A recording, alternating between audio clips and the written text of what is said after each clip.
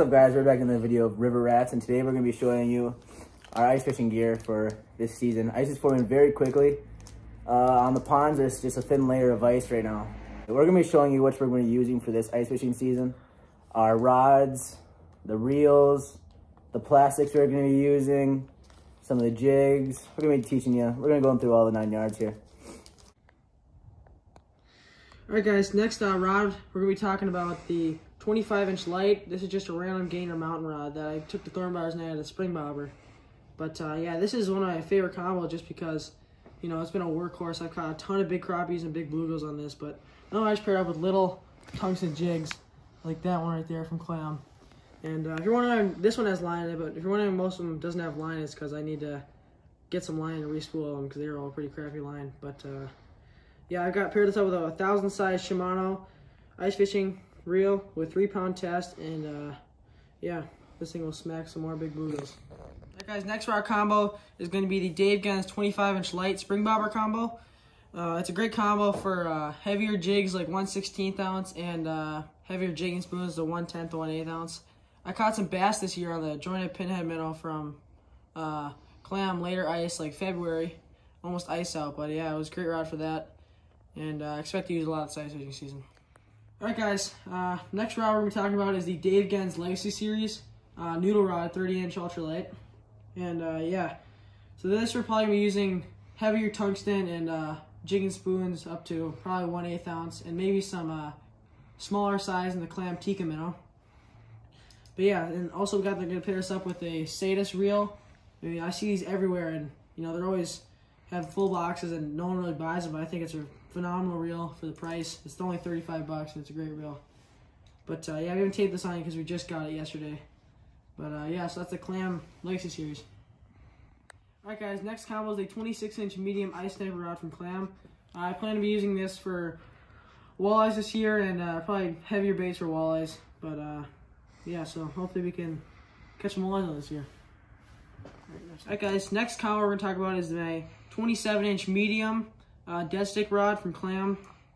It's been a great rod. I caught my 6-pound bass on that on a lake by our house, but yeah, so it handled that thing perfectly and it got it in just right. I threw a 6-inch hole too, which was pretty crazy. But yeah, we'll drop a picture of that if you guys want to see it.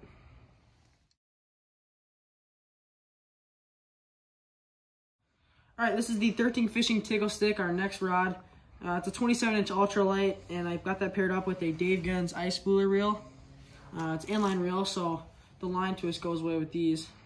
But yeah, this rod I caught my 31-inch pike in the nighttime. It was a crazy story, but we'll roll the clip on that after we talk about this. But I'm also going to be using this rod for smaller tungsten and smaller jigging spoons, probably 1/16, 1/32. But yeah, it's really a shallow water rod. And yeah, I plan to be using it for shallow water crappies and bluegills. But yeah, there it is, 27-inch ultralight tickle stick with the Clam Dave Gens ice spooler reel.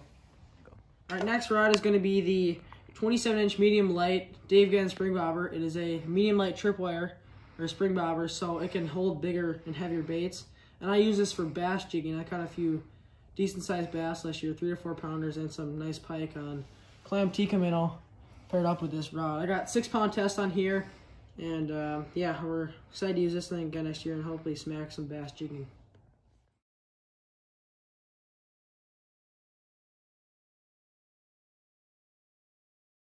Alright, guys, now we're going to talk about plastics. What we're going to use is here.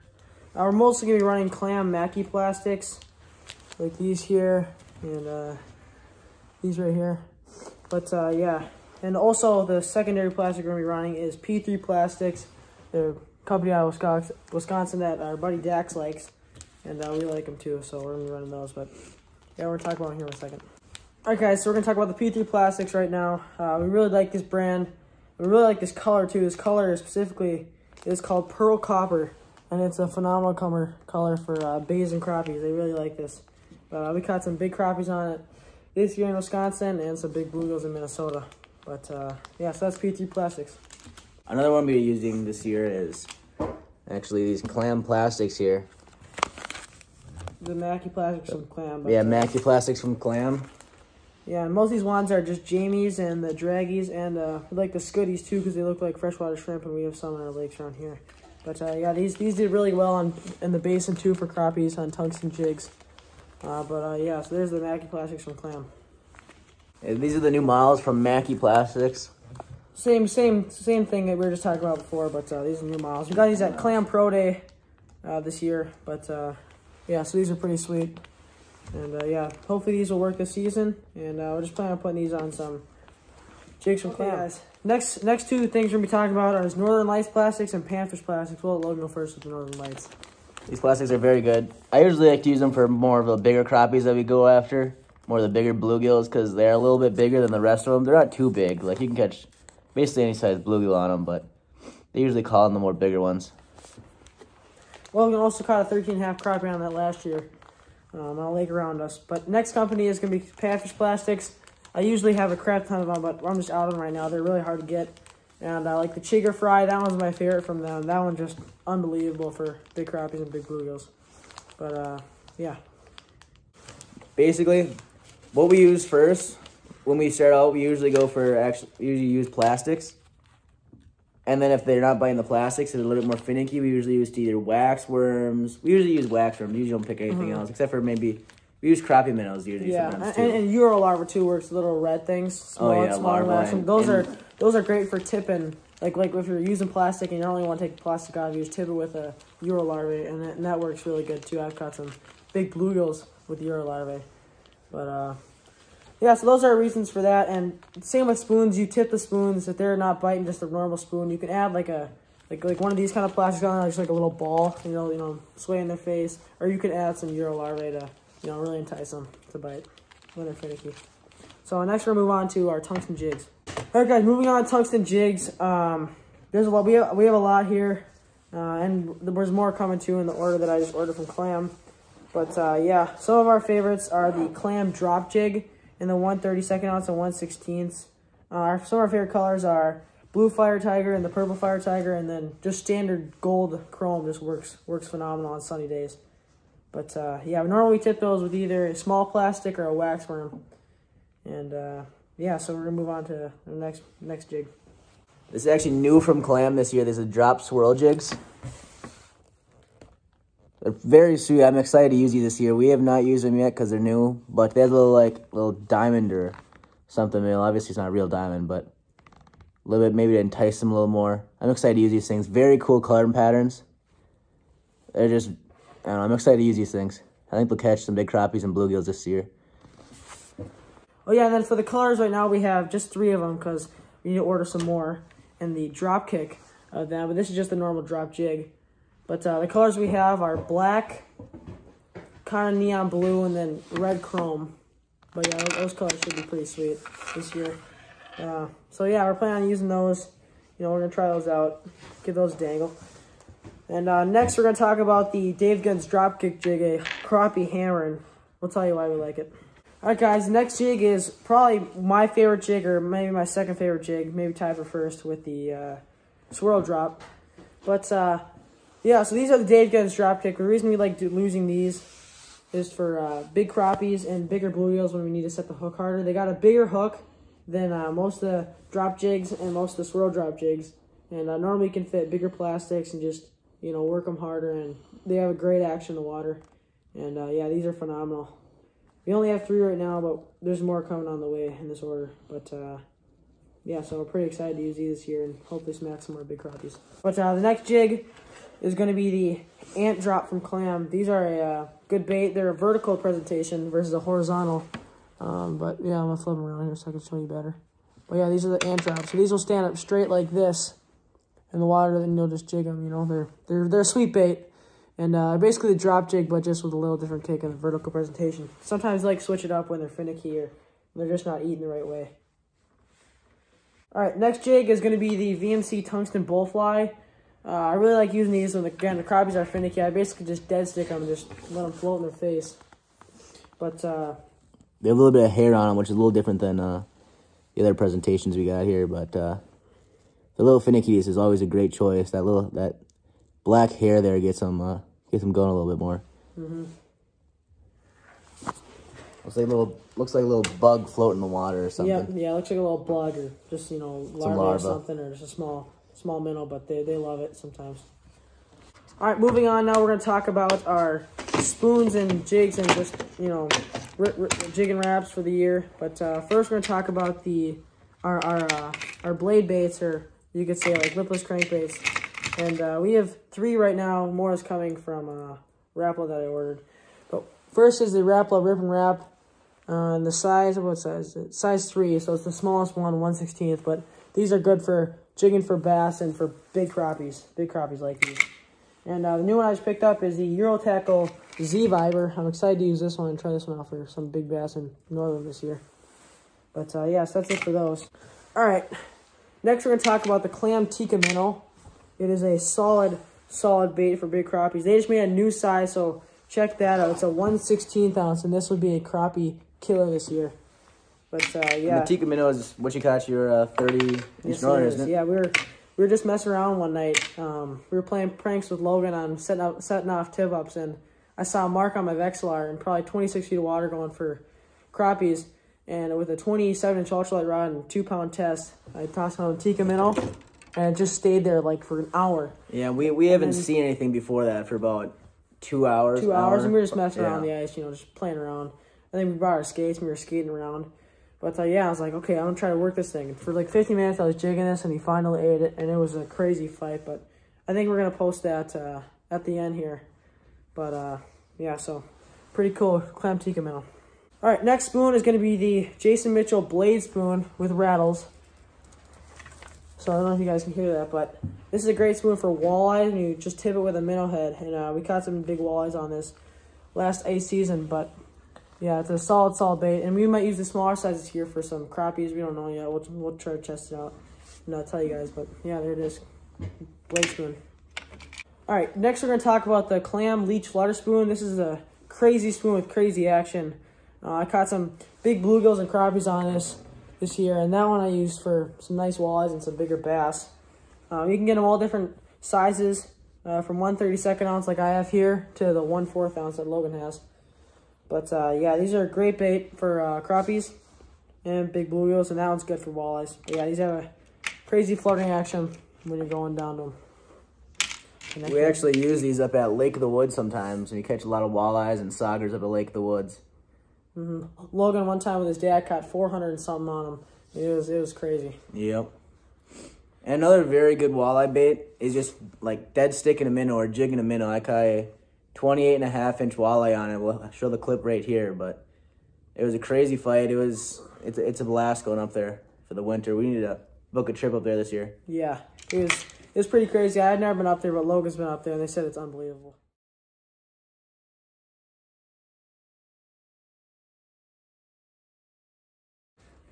All right, next bait we're going to talk about is the Clam Pinhead Minnow. This is personally my favorite for bass and crappies and bluegills jigging. But it's just like a little spoon vertical presentation, but it's got this little flapper blade, and this flapper blade, you don't even need to tip it with bait or anything. This flapper blade just is unreal, and it just flaps right in their face, and they just smack it. But I caught some big bass on that this year. The jointed Pinhead Minnow is a little bit different from the Pinhead Minnow that I have here. The jointed Pinhead just has more action, and that one I like using for bass because the bass just absolutely love that thing.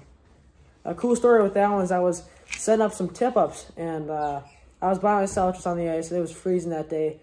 And I was reeling up the tip-up with the minnow, because like, you know, when you set the bottom with the depth finder, and then something followed up, and I dropped down the Pinhead Minnow, and I had a 19.5-inch bass, 4.5-pounder on the Pinhead Minnow, and it was a crazy fight. It probably lasted about 10 minutes. All right, this is the Pinhead Minnow. Again, we're just going to add on to the last segment.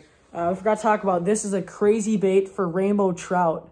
I mean, this is unbelievable. We were ice fishing around one of the lakes around our house for some rainbows. Just a stock little pond, and we were smacking them on these one day. But yeah, it's a great bait. I like the jointed Pinhead Minnow for the trout too, because it's just more action. They just go crazy. All right, next bait, we only have one of these, but it's a Swedish Pimple.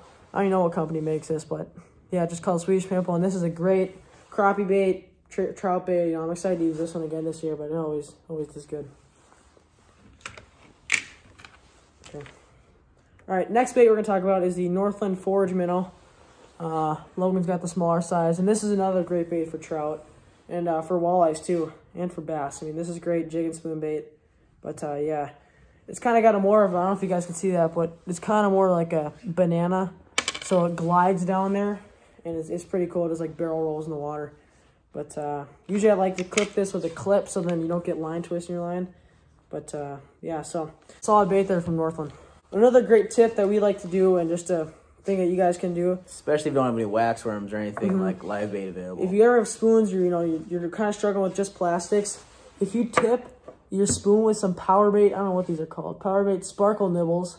I mean, it's a pretty funny name, but these things work like a charm on some days, you know, when the sun's out and the thing just sparkling. But I also love to use the white version of this one. There's a bunch of different colors. There's white, pink. There's just a ton of colors.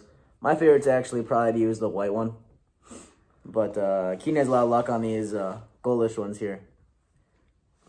But yeah, so that's pretty much it for the rod, reels, tackle, and baits. We'll probably show you the auger real quick that I'll be using and the tip-ups. But yeah, that's pretty much it. The auger system I'm running for this ice season, it's a Clam auger drill plate system with a 6-inch hand auger bit, and I just attached it. But I'm going to get an extension on here so I can make it longer. As you can see, it's pretty small.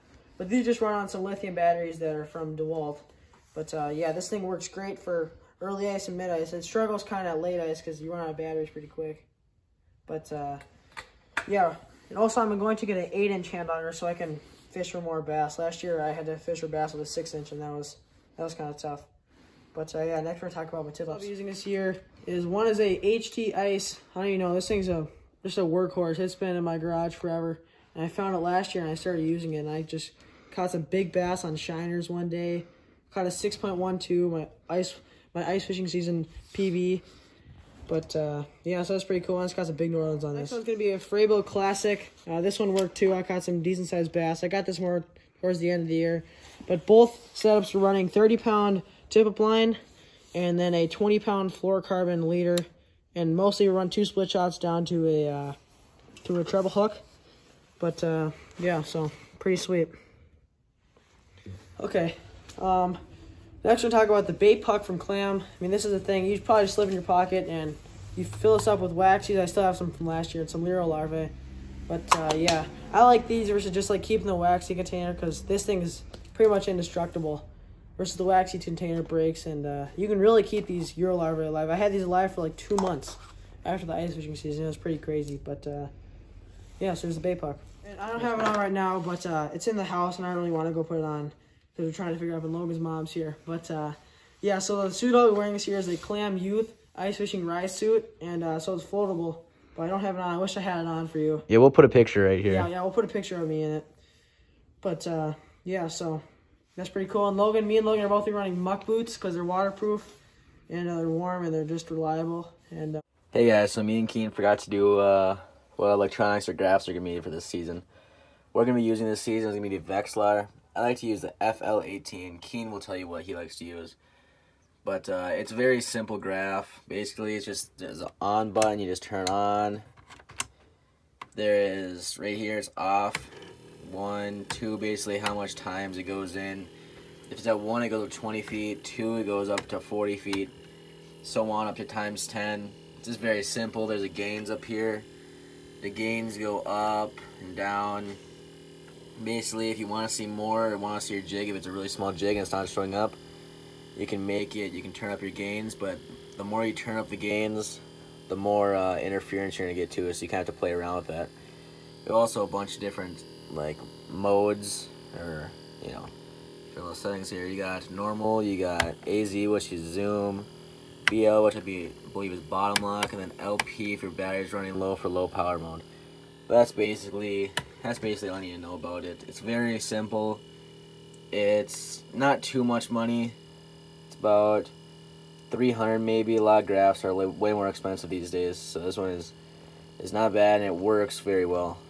So it's very reliable, very tough graph. So these are a lot harder to break than smaller graphs, and very reliable. So that's why I like to use these. I'll send you off to Keaton right now, and he's going to tell you what kind of graph he likes to use. Alright guys, next we're going to talk about my flasher that I have for this ice fishing season. Last year I used this thing as well. But mine is a FLX 12, and it's different from the FL 18 because mine's a flat screen version versus Logan's like the cone kind of sticks out more.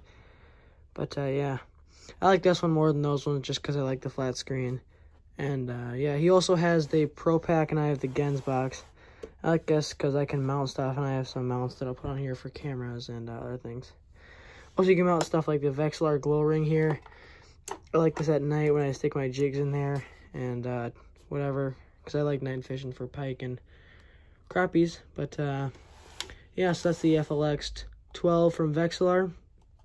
And yeah, excited to use that this ice fishing season. Yeah, so that's the ice fishing gear review. Thanks for watching today's video, and yeah, we'll catch you on the next one. He's gonna go right next to here and he's gonna take off. He's gonna constantly take off until he's tired. I started a new video. Well, like I went halfway and I quickly did it. Oh my god, dude. Keep doing it. Do more, do more. I am. Okay. I stopped it for a second. I stopped it for 2 seconds, then went again. Okay, Logan, not gonna lie, we just set off the tip up to trick you. So I didn't. Yeah, seriously, we're not kidding. He like just tipped it just to see what you do. But this is real. Holy crap. Well, I can tell it's real. I can see it. Here it comes, here it comes. How am I gonna? This is a small hole. It's a freaking. Its head will fit in the hole. I see its head. It will fit in the hole. Its head will fit in the hole. Logan, you might get bit. Oh my gosh! Its head will fit in the hole if you can get it in. Oh gosh, I want to stick my hand down there. Careful. It's way too thin for now. I'm feeling him right now. You got him? You got him? Got him. Bring him up. Got him. Oh! No. Oh my gosh. Don't get cut. Okay. I'm gonna stick I forgot him. Hold on. No. Get him. Logan. No, Logan. Fine. We got here. Here, this thing. Hold on. Not yet. There's his head. Not yet. There's his head. Okay, I'm gonna get it. Hold on. On a jig and wrap. No, not yet. My Hold on. hands Try it. 3 pound test. Try it. Let's go! Oh my gosh! Let's go! Dude! We did it!